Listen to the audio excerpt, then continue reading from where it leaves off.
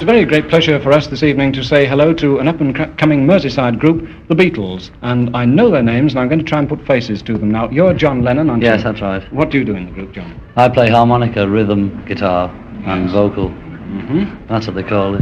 Harmonica, rhythm, guitar, and vocal. Then there's Paul McCartney, that's you. That's me, yeah. And what do you do? Play bass guitar and sing, I think. Oh, that's what they say. Quite apart from being vocal. Yeah, well, yeah. Same thing. Then there's George Harrison. How do you do? How do you do? What's your job? Lead guitar and sort of singing. Mm-hmm. By playing lead guitar, does that mean you're sort of leader of the group, or are you? No, just...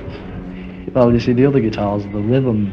Yeah. Ching, ching, ching, you see. It's solo guitar, you see. John is, in fact, the leader of the group. Yeah, I don't know whether we caught that or not, but I hope it went in. Yeah. And over in the background here, and also in the background of the group, but making a lot of noise, is Ringo Starr. Hello. You're new to the group, aren't you? Yes, 9 weeks now. Mm-hmm. Were you in on the act when the recording was made of Love Me Yes, Do? I'm on the record. Yeah, you're on that disc. I am. Yeah. It's down on record, you know. Now, I'm the drummer. what's that offensive weapon you've got there? Those are your Well, drumsticks. it's just a pair of sticks a fan have just bought me, you know, because we're going away, and they put my name on. Yeah. And it's good, you know. Well, you say you're going away. That leads us on to another question now. Where are you going? Germany, Hamburg. Mm-hmm. Yeah. Now, you have 2 weeks. standing engagements over there, haven't you? Well, the boys have been there quite a lot, you know, and I've been there with other groups, but this is the first time I've been there with the Beatles. Mm-hmm. Well, Paul, you tell us, how did you get in on the act in Germany? Well, it was all through an old agent.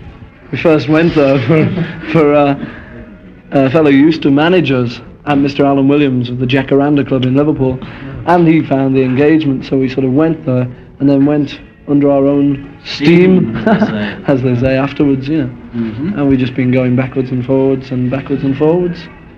You're not dizzy at all? Well, yes, actually, yes. Yes. It's my left leg, you know, the war. George, were you brought up in Liverpool? Yes, yes. Whereabouts? Well, born in Wavertree and bred in Wavertree and Speak. Mm-hmm. Well, the aeroplanes are, you know, yes, Yeah. the aeroplanes. Are you all Liverpool types then? Yes. Types, Oh, yes. yeah. Liverpool types. Form Now, bred. I'm told that you were actually in the same form as young Ron Wycherley, now... Ronald, yes. Yes, now Billy Fury. In St. Silas. In which? St. Silas. Really? Yes, I'm sure it was. Now... It was. It wasn't Jingle Vale like they said in the Musical Express. Oh. No, that was No, wrong. that was wrong. St. writing. Silas School. I see. But it Well, now, was- I'd like to introduce, if I may, a young disc jockey who helps us out with programmes at Cleaver and Catterbridge hospitals. His name is Malcolm Threadgill. He's 16 years old, and I'm sure you'd like to ask some questions from the teenage point of view, Malcolm. Yes, thank you. I understand you've made other recordings before on a German label. Yeah. Is that right? What ones were they? Well, we did first of all, we made a recording with a fellow called Tony Sheridan. We were working at a club called the Top 10 Club in Hamburg. And we made a recording with him called My Bonnie, which got to number 5 in the German hit parade, but it didn't do a thing over here. You know, it wasn't a very good record, but sort of the Germans must have liked it a bit, you know. And we, begging your pardon, and we did an instrumental which was released in France on an on an EP of Tony Sheridan's, which George and John wrote themselves. But that wasn't released here. We've got one copy, that's all. You know, it didn't do anything. You composed P.S. I Love You and Love Me Do yourself, didn't you? Yeah. Who does the composing between you? It's John and I. You know, we sort of signed contracts and things to say that we write, you know, sort of the songs between us. Yeah. Now, if we Get sort equal of shares. yeah, equal shares and royalties and things, so that, you know, really we just both write most of the stuff. George did write this instrumental, you know, as we say, but mainly it's John and I. We've written over about 100 songs, but we don't use half of them, you know.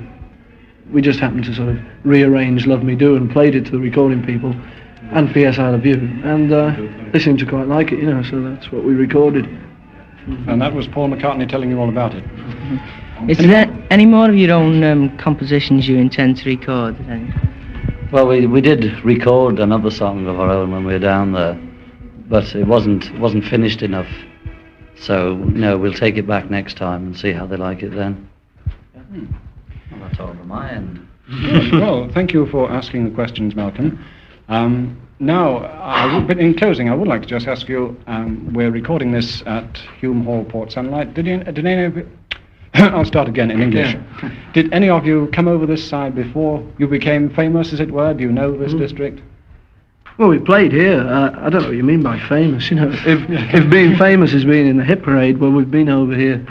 We were here about 2 months ago. Been here twice, haven't we? I've got Right. relations here, Yeah. Rock Ferry. Have you? Yes. Oh, all sides of the water, you know. Mm. Yeah, I've got a relation in Clawton Village, Yes. Upton Road. I've got a friend in Birkenhead. I wish I had. I know a man in Chester. Now, that's a very dangerous thing to say. There's a mental home there, mate. Well, never mind. Peter Smethurst is here as well. I'll get my right teeth in. Yeah, okay. And he looks as though he's bursting to say a question. Yeah, well, there's just one question I'd like to ask. I'm sure it's the question everyone's asking there. I'd like your impressions on first appearance on television. Well, you know, strangely enough, we thought we were going to be dead nervous, and everyone said, you suddenly, when you see the cameras, you realise that there were 2 million people watching, because there were 2 million watching that, people in places that we heard afterwards. But, you know, strangely enough, it didn't come to us. We didn't think at all about that, and it was much easier doing the television than it was doing the radio. It's still nerve-wracking, but it was a little bit easier than doing radio because there was a full audience for the radio broadcast. Do you find it nerve-wracking doing this now? Yeah. Anyway, we hope we've got a full audience in both hospitals, Clatterbridge and Cleaver. And over at Cleaver Hospital, a certain record on Parlophone, the top side has been requested for Eileen in Robert Koch ward from Maddie, and, strangely enough, for Maddie from Eileen in the same ward. So perhaps the Beatles themselves would like to tell them what it's going to be. Yeah, well, I think it's going to be Love Me Do. Yeah. 4949. Yeah, Love Me Do. Quiet, folks. Now, to round off the show, their very first waxing from the dark days of 1962, and let's hope the Beatles remember all the words of Love Me Do.